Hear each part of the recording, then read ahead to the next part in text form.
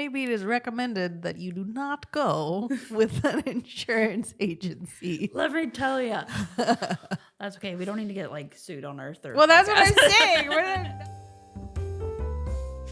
I have a liquid IV every night. Really? A sugar-free lemon lime liquid IV every night. I love them. Well, we should be sponsored. This is not sponsored. I really love them. I buy them in bulk from Costco. I love them so much. Well, anyways, I guess we should get on topic for today. Yeah. What are we talking about? Sorry. Okay. So our main topic today is going to be the misconceptions of homeowners insurance. Oh, Which riveting. Sounds so boring. Which sounds so boring. But don't worry, we're here to make this less boring for you. Well, yeah, and I mean, in reality, like almost everybody either owns a home or possibly rents a home, and there's insurance involved in either of those cases. And we're coming up on storm season, so now is a great time to get some understanding of the insurance that you have. Yes. Or that, how to use the insurance that you've been paying for. To not insurance agents, but rather people who are on the receiving end of the challenges of the insurance industry. Yes. Yes. So let's provide some context. How long have you been dealing with insurance claims, specifically storm-related insurance claims for homes' exteriors? Ooh. So, I mean, it's not that I've been with Rojas Roofing for almost 3 years, but it's not that I just immediately took over insurance, because that would be mean. Hey man, I had to learn it all by myself. Well, thank you for not being so mean to me. So I would say I've probably been into probably like a year and a half I've been dealing with it, which doesn't seem like that long. Yeah, but you're like the exclusive like insurance dealer, basically. Like you're the person who deals with the insurance company the most. Yeah, and I'm still learning like new things about insurance every time. Yeah. There's always something new. Much like I just learned that, I mean, I knew that we could supplement, meaning that if there was something extra that we need to do for your project, that we could, get more money, go to your insurance and be like, we need to do this, and they can confirm or deny. But I just learned that they can take things back. Oh, yes. Okay, so we have a bunch of examples of all the different crazy scenarios. And in reality, we know that the world of insurance has been sort of changing because they are a money-making entity and they want to keep as much money as possible. But there's more and more big storms and crazy stuff happening. And so they're trying to figure out how to deny as many customers as possible. Absolutely. In shady ways. So they have to come up with new ways to do that. So from the homeowner's perspective, what is it like from their perspective if they're working with like a reputable roofer or renovation company that knows what they're doing? So I can say from personal experience. Oh, okay. Like prior to working for Rojas Roofing. Oh, this is good. I needed a roof replacement. Because you had a storm? No, because I had a leak. Oh, okay. Which we can go more into that, because I feel like I can comparatively say that I have learned a lot from that experience now, looking back at it.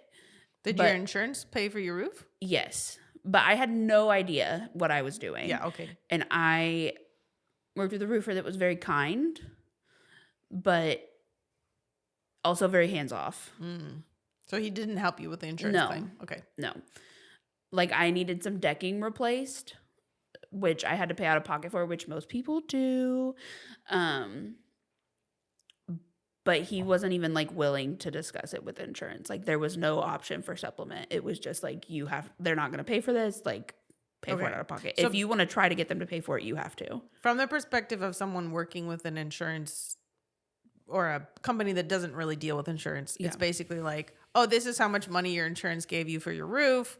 Like, this is my quote. Do they match? I don't really care, but this is my price. Yeah. And like any dealings that go on with the insurance whatsoever, the client has to handle. Yeah. And then there's like extreme versions of that where the exteriors company will basically just like take everything. Uh-oh. Sorry. Cell phone. My husband. There's extreme versions of that where the exteriors company will almost take over, like to a point where it's a little bit much. Like they'll get the checks first and all this kind of stuff. And so then there's like a middle ground where you're dealing with people who understand insurance claims and can help you through the process, but are not in any way a real adjuster. A TV studio is calling. That is not real. A TV studio is calling. Yeah. Okay.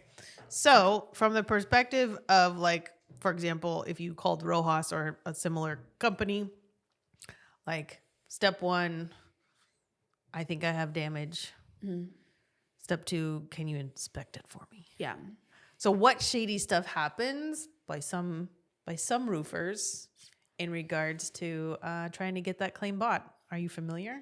I have heard rumors from some of the reps. Yeah. For other companies they've worked with. From other companies. Yep. Because here's a quick tip. Please do not schedule 2 roofers at the same time. Oh yeah, that's so rude. We don't love that. We don't love it. But that's where most of this comes from. Like most of the stuff that I hear is from like, I went out to an inspection and there was another roofer there, which put yourself in our shoes. That's kind of awkward. It's a little awkward. That's really awkward. That's like going on a date with 2 people at once. Yeah. And that's not. You're like, I just want them to save time. We'll just see if I like you go both at the same time. I know Appetizer? It's probably a turd to, take time out of your day to meet with, prospectively 3 different roofers, get 3 different quotes, which is another thing your insurance is going to want.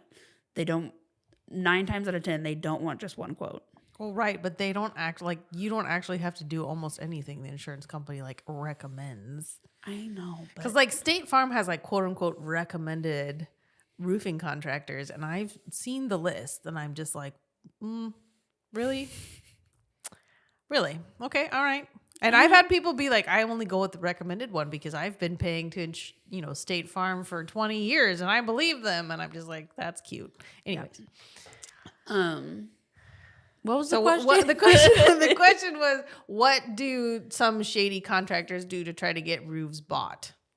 Oh, I've heard of some contractors making their own hail. Yeah, with like ball peen hammers. Yes. Or like digging into, yeah. I've heard of them making their own hail. Oh, have you heard the one where they like supposedly like lick their finger and like make the indent like more visible by making it slightly wet compared to the Ew, no. Yeah, I know that's nasty, right? But I've heard.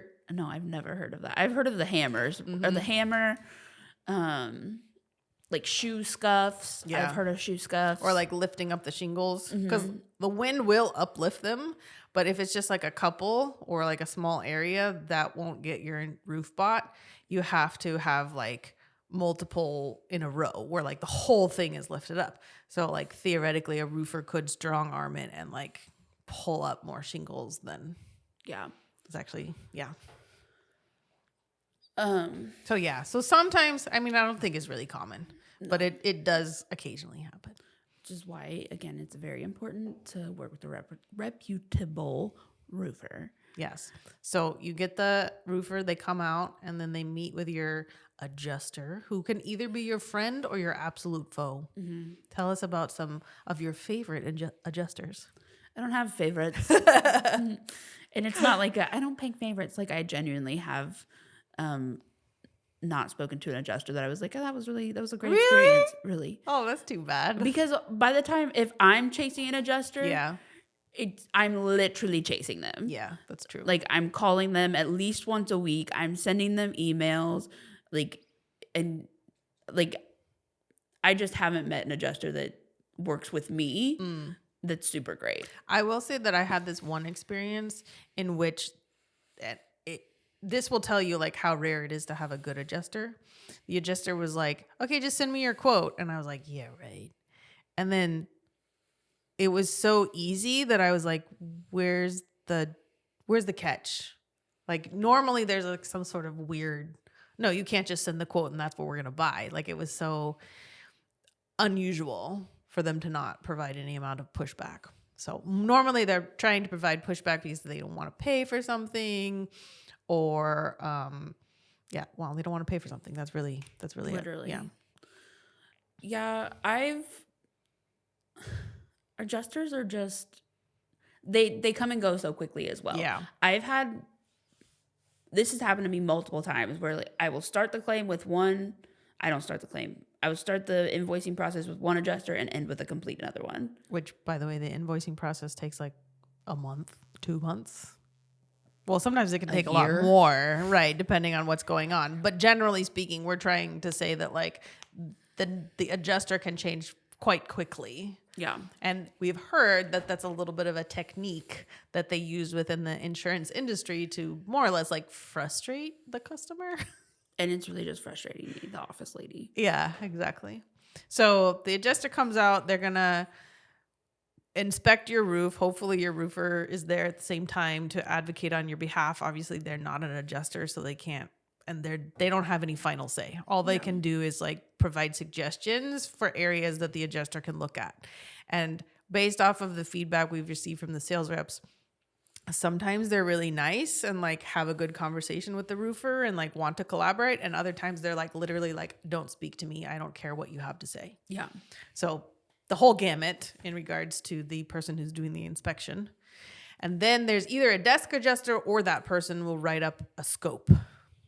And what is on the scope? Every part of your roof is on that scope. Yeah. And I do mean every part, like down to the nails. Yep. Is they put on there what they think that your roof should cost based on their calculator that their proprietary software or whatever. Yeah, their software. Which isn't necessarily, I don't know how to say this. It might not be the best option for you. Yep. To go completely off the scope. Right. Which is why it's important to have a roofer that's willing to advocate for you. Yeah. Because your policy might have code upgrades. So let's say your roof was built 20 years ago, the building codes have changed, and now your roofer needs to add something to your roofing scope that wasn't pre-existing. Yeah. You may or may not have code upgrades on your policy.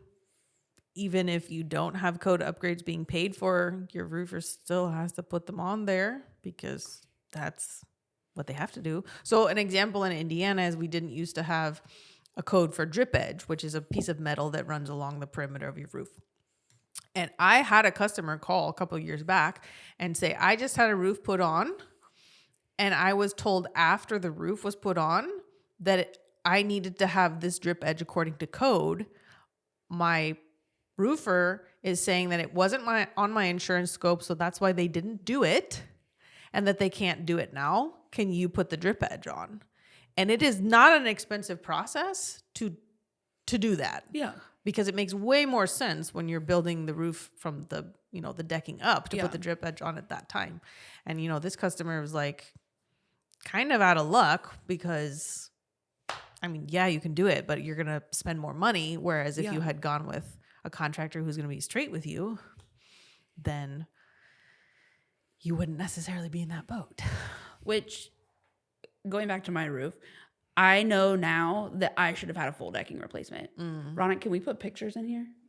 Great. I'll send you pictures of my decking because I can see on my porch the slatted decking. I can touch the underlayment of my roof. Yeah.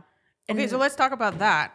So according to the Indiana code, which they recently changed, by the way, in our favor, we have to go by manufacturer's instructions as to the type of decking that will be put on your roof. And so that means that if the gaps between your boards are more than 1/4 of an inch, as I'm pretty sure the code, then we have to do a layover of some sort to make it solid. Yeah. That's the word that they use, solid. But not all policies cover decking replacement. And sometimes we have to fight with the insurance company over that too. Yeah, we do. And sometimes like Brenna said, that's covered under your insurance. Sometimes it's just, it's not. So talking about that, what is the difference between like an ACV policy and that's a an RCV? Great thing to talk about. So there's a bunch of terminology within the insurance industry, and RCV and ACV are two of the most common terms that get, and depreciation. So we'll talk about those three. Yeah. So RCV stands for replacement cost value. This is essentially the price of your roof. This is what your roof is valued at. Mm-hmm. Let's just say it's $20,000. Yeah.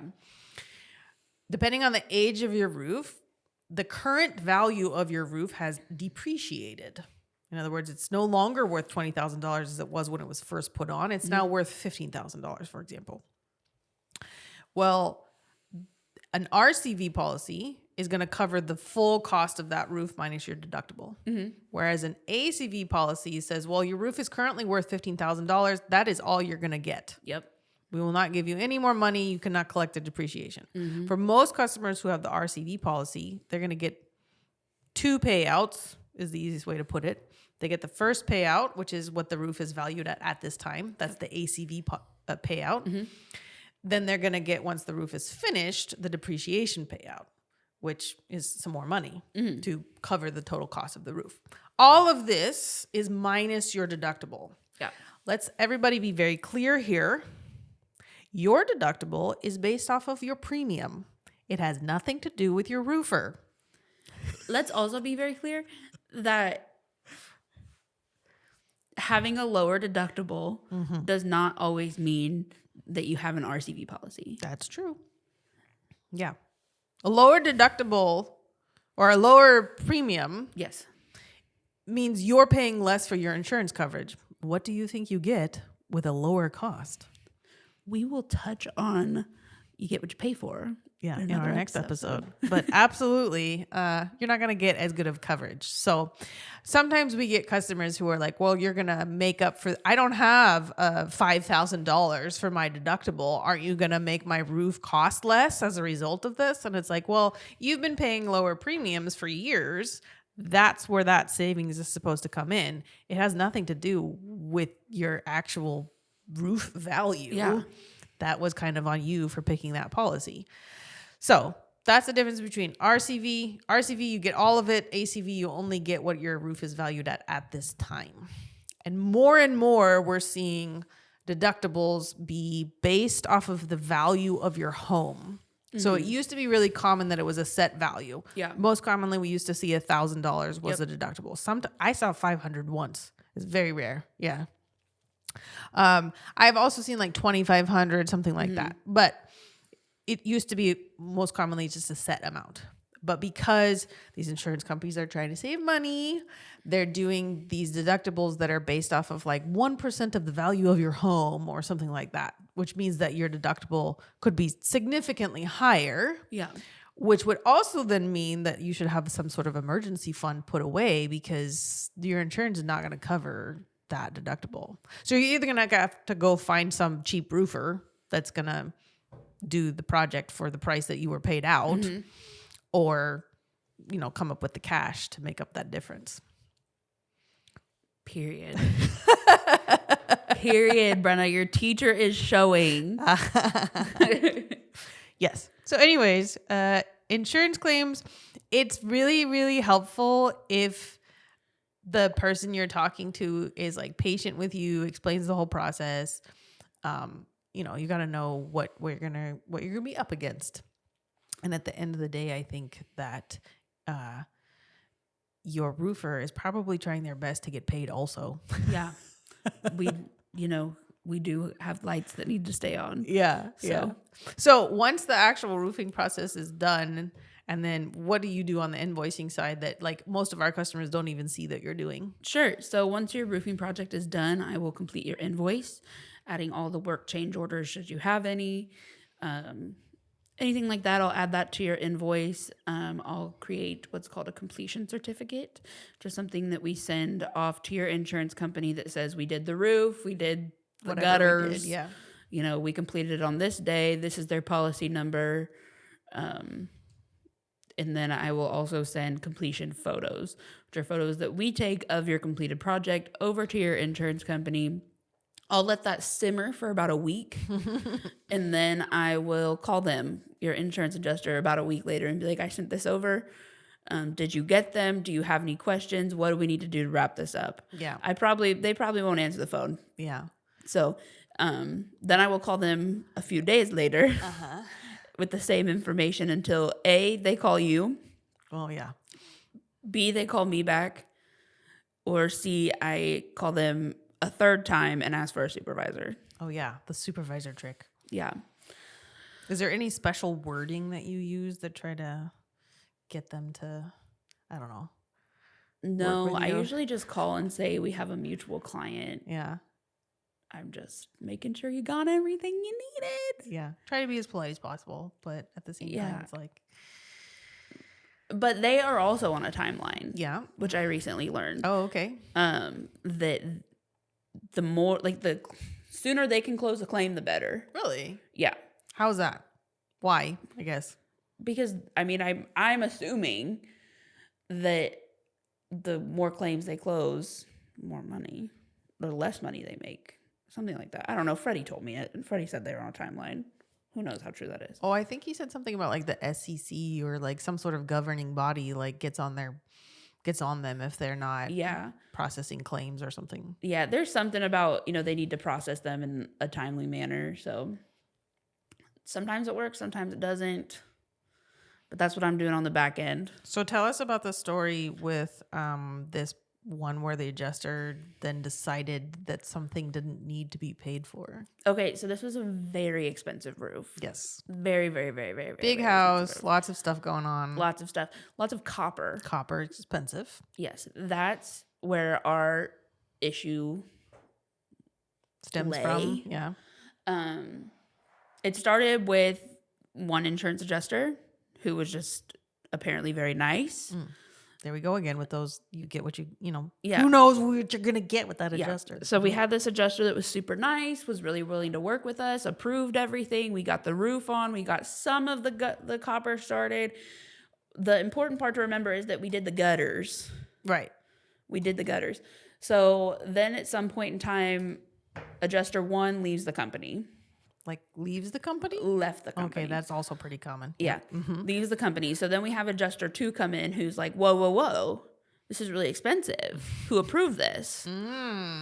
And so we went back and forth with him for a while, provided him with lots of different estimates from different companies for this same project. Yeah, to prove that our price was not outrageous. Yeah, to prove that we weren't, like jacking up the price for no reason. But we went back and forth with him. He was not very nice.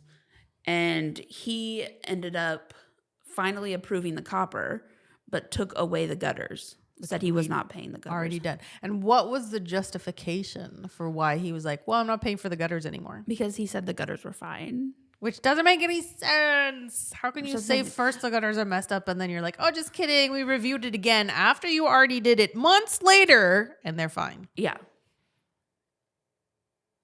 Yeah. Anyways, these are the things that go on in the background at your roofing company and the multiple calls and the multiple emails and the. Yeah. So. But we do sometimes have to get the homeowner involved because ultimately the homeowner is the customer of the insurance company and not the roofing company. Yeah. I haven't had to get the homeowner involved too often. Yeah. I can usually handle it and get it paid out, no problem. But if I'm really having difficulty and the whole let me talk to a supervisor thing doesn't work, which is just me being a Karen, which is I get part of my job being a Karen, but no, I'm kidding. I'm a professional Karen. I'm a professional Karen, I'm the office Karen.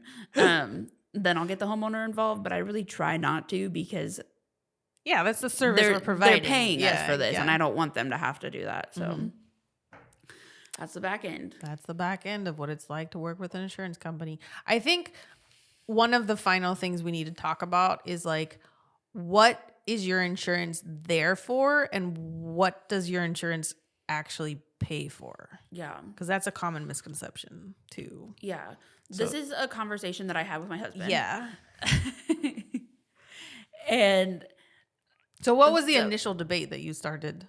Or something. Okay, so I was watching TikTok and I came across this video talking about a pillow system.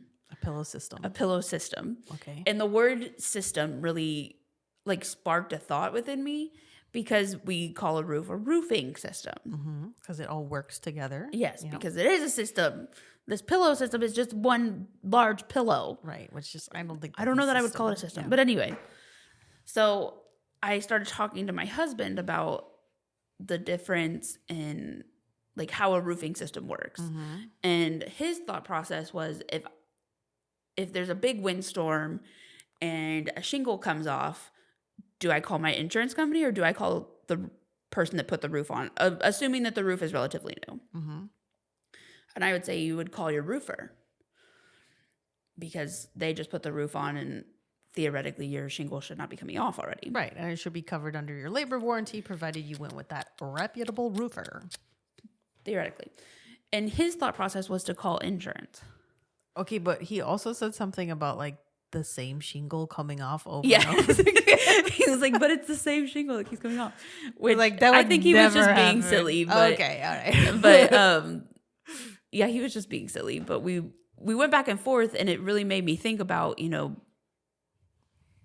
who would you call? Yeah. If you don't know what you don't know. Yeah. So. I think that you should always go with the roofer first because the roofer is gonna be your advocate with your insurance company. Yeah. Like I had a friend who recently had an issue with like squirrels getting into her roof and that, call the roofer, right? You don't call but he was like, oh, by the way, this roof has a discontinued shingle. You should file an insurance claim. And she got the whole roof bought. Whereas like if she'd called the insurance company, they certainly would have attempted to keep that piece of information out of the whole thing. So in regards to your husband's question with the single shingle, another reason that you would probably call your roofer first is that the cost of replacing that one shingle is probably going to be under your deductible anyways. So your insurance company's not going to pay for it because it's going to be under $1,000 or whatever your deductible is. Yeah. So I guess the thing that insurance covers is, as we were talking about, like acts of God, basically, like things that you have no control over. So like just because your roof is old doesn't mean that the insurance company's gonna, it's not like a longevity policy or I don't know. Yeah. It's not like a guarantee policy. Yeah. Insurances.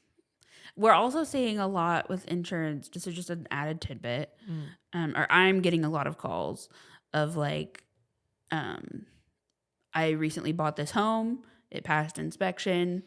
The roof is 10 years old. I can't insure it. Yeah, that's a new trick that they're pulling out of their bag. Yes, which is so crazy, which is another discussion I have with my husband because I was trying to be like, it's a 50-year shingle, but, the insurance sees it as a liability because it's under 10 years old or it is 10 years old, which is just the new things that insurance come up with is. I mean, it's pretty rare that your roof would last less than 20 years. Yeah. Unless a hailstorm comes by. Like even that's like the cheapest shingle. So let's say it lasts, I've heard of like in our region, a 30-year roof is like a really old roof. But like 20 years is okay. You could feasibly see that. Yeah. But that means that the insurance company is basically saying like, this 10-year lifespan, we don't care about it. We're not going to cover your roof. Please create more waste in this world and put a new roof on so that I don't know. It's so weird because like, it's both like in favor of the roofer in that regard, but then they're like constantly against the roofer when it comes to insurance claims. So I don't know. The whole thing is like trying to put it all back on the customer and as far away from the insurance company as possible. Yes. Yeah, that's the bottom line. That is. And I mean, we could get into the specifics about which insurance companies we would recommend and which we would not. At this point, it's kind of up in the air. I'm not sure I would recommend anybody at this time because the good guys have been doing some bad boy things. I've been noticing. But I do think there are a few that we would, if they got a catchy jingle and they spend a lot of money on their advertising. If they have a stadium maybe it is recommended that you do not go with an insurance agency. Let me tell you. That's okay. We don't need to get like sued on our third. Well, that's what podcast. I'm saying. We're no specifics, but everybody knows what we're talking about. Yeah. Okay, you want to name this thing? Yes, as Okay. a matter of fact, we should name this thing. Let's close this out and give this puppy a name. Okay, give me 1 second. Let me find my paper. Ronick, you can cut this out, right? Okay, great. Anyway, okay, so I started with using a like a chat GPT. What were the key terms you put in? The key terms were like, I tried a lot of them. So I tried like, I obviously kept podcast in there, but I was Right, like women in roofing, admin, construction. Okay. Like I was just trying to find something that Give me a worked. name, ChatGPT. Okay. Okay, so here's some of the ones that here's just some of them, okay? Okay, yeah. The feminine fortress, Oh my God. No. the sassy shingles. The sassy shingles. I'm into that one. Okay, roofing goddesses. Oh no. Come on. This one really threw me. The feminine fix. What? Yeah. No one would listen to that. I think that this one sounds like okay, maybe it's just okay. Sister shingles, which just makes me think of the disease shingles. That makes me think of something else that we're not going to talk about. Yeah, nope. Okay, then we have. Oh, I added our names into it too to see if they see could what- like okay. find something. The roof is ours with Brenna and Jess. The roof is ours. Okay. Shingle ladies. That's my favorite because, like, yeah, I had this whole idea a long time ago that, like, if we ever got more than 2 women who worked in our company, we could totally do like a whole dance on a roof with the shingle ladies. Yeah, it'd be awesome. So we have admin on the roof, Okay. which I didn't hate. Yeah. Hate admin on the roof. The Shingle Life with Brenna and Jess. The Shingle Life. I like that one. Nail It with Brenna and Jess. Shingle, Sass, Roofing, Rants, and Real Talk. That's too long. Okay, I'm already okay. bored. Okay. So that's what I got. That's what we're working with. Oh, that's what we're working with. That's what we're working Okay. with. Or unless you have I any don't ideas. know. Listen, I didn't chat GPT this. This is a admin job. Yeah, to it's come an up admin with the job for name. sure. Well, wait, what was the one? Okay, we both liked one of them. The Shingle ladies? I think we both like the Shingle Life, Oh yeah. right? I like the Shingle Life. I like the Shingle Life. All right. You heard it here first, folks. Welcome to the Shingle the Shingle Life. See you on the next one. See you then.